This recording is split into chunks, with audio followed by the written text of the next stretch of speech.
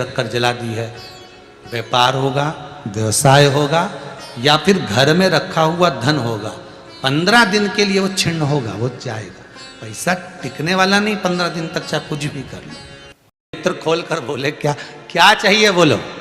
देखिए संबोधन, गरुण घंटी क्यों बजाई जाती है, मंदिर में घंटी क्यों बजाई जाती है, घंटाल क्यों बजाया जाता है, ताली क्यों बजाई जाती है मंदिर के अंदर, कारण क्या है। शंकर के मंदिर में घंटी क्यों बजाई जाती है, शंकर के मंदिर में उस घंटी को क्यों बजाया जाता है, ताली का नाद क्यों करा जाता है, शिव मंदिर में किस लिए करा जाता है। तो लिंग पुराण कहती है कि मंदिर के अंदर या घर के अंदर आप गरुण घंटी जब बजाते हो, घंटी का नाद जब करते हो, तो शिव महापुराण की कथा और लिंग पुराण की कथा, विष्णु पुराण की कथा कहती है मात्र घंटी का नाद कर देने से जितने भूमि पर तीर्थ हैं, जितने साधक साधना कर रहे होते हैं, जितने तपी तप कर रहे होते हैं, जितनी पवित्र नारी स्त्री पतिव्रता धर्म का पालन कर रही होती है, जितने दान पुण्य स्मरण हो रहे होते हैं, उस समय पर जिस समय तुमने घंटी बजाई है, उस पल वो सारे पुण्य घंटी का नाद करते से तुम्हारे खाते में आ जाते हैं, मात्र घंटी का नाद कर देंगे।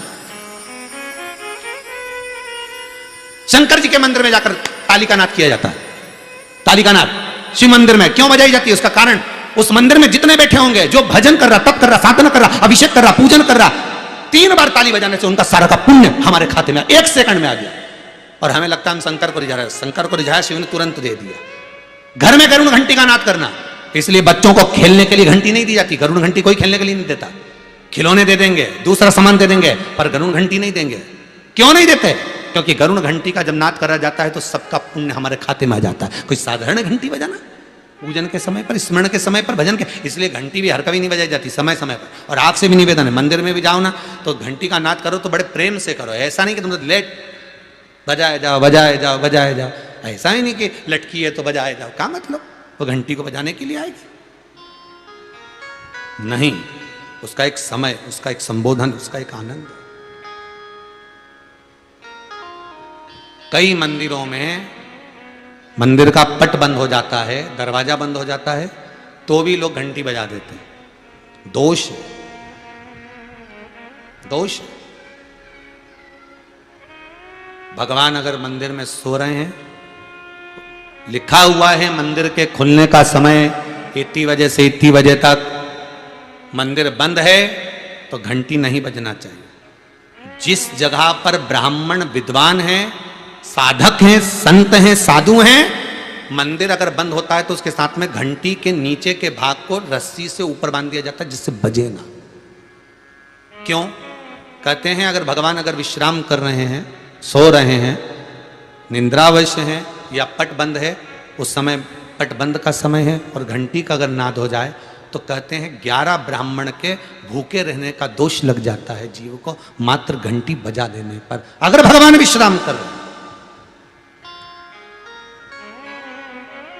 भगवान विश्राम अवस्था में है, पट बंद है, दरवाजा बंद है और लिखा हुआ है समय, मंदिर खुलने का समय 11 बजे से इतनी बजे तक, मंदिर बंद होने का समय इतनी बजे से इतनी बजे तक, और उस बीच में तुमने तो देख लिया कि पट बंद है, तुम तो आ गए, तुमने तो मन में सोचा हम तो इंदौर से आए, हम तो भोपाल से आए, हम तो वहां से आए, हम तो वहां से आए, और भगवान का मंदिर बंद है तो क्या हुआ, हम तो घंटी तो बजाएंगे, तो बजा ले जा। 11 ब्राह्मण भूखे रहने का दोष तुम्हारे खाते में। कितना सुंदर कहा है। शंकर भगवान को बेलपत्र चढ़ी हुई वापिस चढ़ सकती है, पर किसी भी देवता पर कोई फूल पुष्प आपने चढ़ाया, कोई पुष्प आपने चढ़ाया, ठंड का समय है या बारिश का समय है, पुष्प जो चढ़ाया हो सकता है कि मुरझाया नहीं हो, होता है ना ऐसा कभी कभी कि पुष्प मुरझाया नहीं हो, या उसमें ताजगी हो, सुंदर दिख रहा हो, बहुत अच्छा हो, और वो पुष्प चढ़ा हुआ तुमने अगर एक बार उठा लिया, उतर गया, उतरने के बाद फूल कितना भी सुंदर हो, फूल कितना भी ताजा दिखे, पर वो देवता को समर्पित नहीं हो सकता। भले उसमें सुंदरता है। ठंड के दिनों में कई फूल ऐसे भी रहते हैं, भगवान के सामने आपने एक बार चढ़ा दिया, चढ़ाने के बाद वो रखे रहते हैं तो ऐसा लगता है कि बिल्कुल ताजे से दिख रहा है, तो कई माताओं की आदत रहती है उन्हीं फूल से वापिस श्रृंगार कर देती, या उन पुष्प की रंगोली बनाकर भगवान के सामने डाल देती है, पर वो गलत है, वो गलत है। जिस दिए में बाती लगी हुई है, बाती पूरी जल चुकी है, उसकी राख या उसका काला थोड़ा सा भाग दिए के अंदर रखा है और आपने दूसरी बाती रखकर उसको जला दिया, तो वो जलाया गया जो भाग है लक्ष्मी को क्षीण कर देता है। 15 दिन तक व्यापार ठीक नहीं चल सकता। एक बार प्रैक्टिकल करके देखना। दिए के अंदर अगर कोई बाती जल गई, जलने के बाद ठंडी हो गई, ठंडी होकर उसमें राख पड़ी हुई है, या उसके अंदर कोई काला सा आप गोल बत्ती लगाते तो काला का एक भाग काला काला सा जला हुआ उसके अंदर रह जाता है। कई लोगों की आदत रहती है कि अब शाम का टाइम तो है, उसको कौन हटाए, उसी में अपन दूसरी बत्ती रख दो, जला दो, उसी में रखकर दूसरी बत्ती जला दो। भाग उसी में पड़ा हुआ है पुराना, और आपने दूसरी बत्ती अगर रखकर जला दी है, व्यापार होगा, व्यवसाय होगा, या फिर घर में रखा हुआ धन होगा। 15 दिन के लिए वो छिन्न होगा, वो जाएगा। पैसा टिकने वाला नहीं 15 दिन तक, चाहे कुछ भी कर लो, ठीक नहीं चल सकता व्यापार। तुम कितना भी दम लगा लो।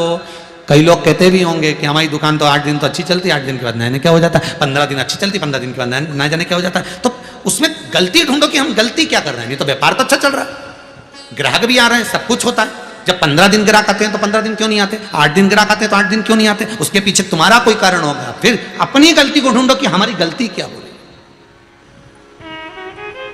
तो उसमें आपको वर्णन किया था कि भगवान की बेलपत्री, भगवान का प्रसाद अगर पलंग पर रखा है तो दोषपूर्ण है।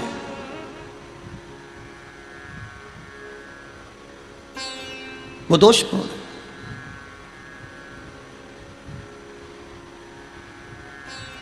अब बाबा ने पूछ लिया, इंद्र मैंने माला आपको दी थी, वो माला कहाँ है? इंद्र कहते हैं मैंने तो एरावत को दे दी थी। एरावत से पूछा वो कहाँ है? मैंने तो अपनी मस्ती में फेंक दी, पांव के नीचे आ रही है।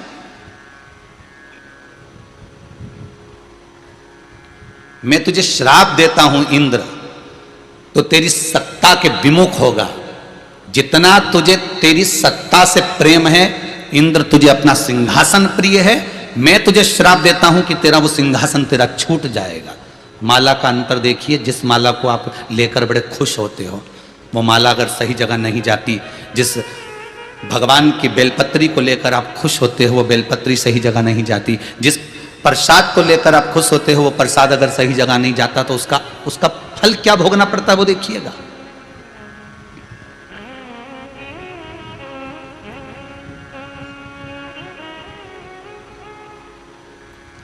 एक कथा आपको सुनाते हैं, वो कथा नहीं है, हमारे जीवन का प्रत्यक्ष उदाहरण है। प्रत्यक्ष उदाहरण।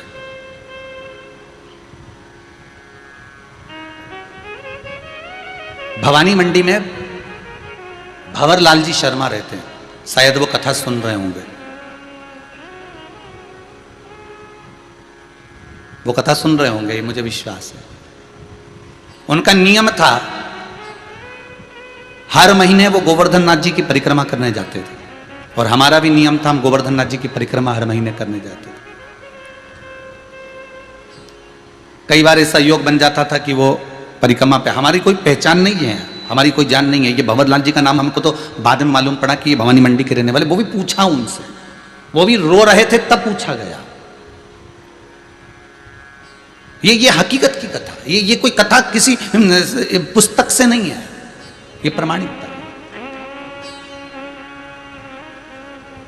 और उनका नियम था, गोवर्धन नाथ जी की परिक्रमा करते, लगाते, भगवान को शाम के समय पर वो बाबा को राजभोग धराते, गिराता था।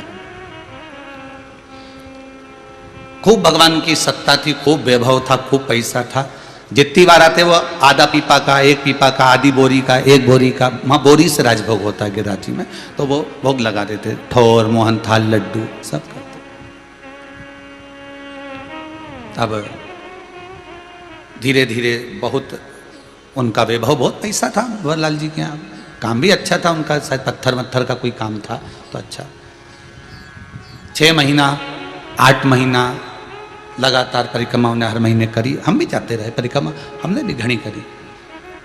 तो धीरे धीरे व्यापार उनका थोड़ा कम हुआ, जो उनका पत्थर का काम था वो धीरे धीरे एक जगह का कहीं बंद हो गया, दूसरी जगह का भी बंद हो गया, तीसरी जगह का भी बंद हो गया।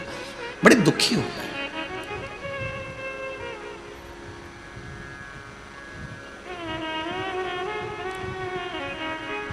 पूंछरी के लोटे के पहले मुकुट शिला थी।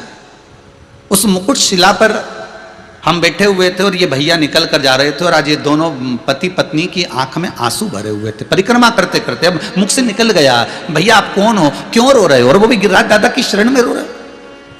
जब व्यक्ति भगवान की शरण में रहता है, भोलेनाथ की शरण में रहता है, ठाकुर की शरण में रहता है, मेरे कृष्ण की शरण में रहता है, मेरे गोवर्धननाथ जी की शरण में रहता है, मेरे राम की शरण में रहता है, तो उसकी आंख में तो आंसू आना ही नहीं चाहिए। फिर आप क्यों रो रहे हो? अरे महाराज, धोती तो पहने ही थे हम। तो कहा अरे महाराज, बहुत पहले की बात है, लगभग हो गए होंगे 8-10 साल, आज याद आई है तो बता दें। अरे महाराज बड़े दुखी हैं। क्या हो गया? हर महीने आते हैं, बाबा बहुत सुनता था, खूब वैभव था, परंतु अब कुछ बचा नहीं है। अब तो भगवान को हम भोग भी नहीं लगा पा रहा, वो स्थिति। फिर भी हम लगाते तो हैं, थोड़ा बहुत जो बन जाता। हमने कहा कुछ नहीं, गिरिराज बाबा से विनती करो, ऐसी दशा क्यों लाकर छोड़ दी? दुख दिया है आपने तो सुख भी तो आप दोगे। आप विनती करो बाबा से कि ऐसा समय क्यों लाए हो, यह समय आखिर किस लिए आया? महाराज विनती तो हम हर बार आते हैं, हर बार करके जाते हैं। पहले परिवार समेत आते थे, अब तो दोनों आ रहे हैं। ठीक है, हाँ हमने देखा है आपको 2-3 बार, आप 2-4 बार परिक्रमा में दिखे हैं, दूध चढ़ाते, भोग लगाते। पर ये दशा क्यों? चल दिया हमारे साथ में, हम भी साथ में चलते चलते पूंछरी के लोटे के अंदर वाले रास्ते से निकलते निकलते जतिपुरा पहुंच रहे हैं। तो उनसे बात करी, क्या करते हो आप यहाँ आते हो? तो हम बढ़िया सुबह ट्रेन से उतरते हैं, बढ़िया नहा धो के होटल आदि में, और भगवान की परिक्रमा करते हैं। दूध वगैरह चढ़ाना है, पूजन करना है, अर्चना करना है, अंग वस्त्र वगैरह सब पहना के शाम के समय बाबा का कुंभड़ा कर कर दूसरे दिन हम निकल जाते हैं। अच्छा, बस अब इसमें क्या गलती हो रही है ये पता नहीं है। वो गलती कौन सी है?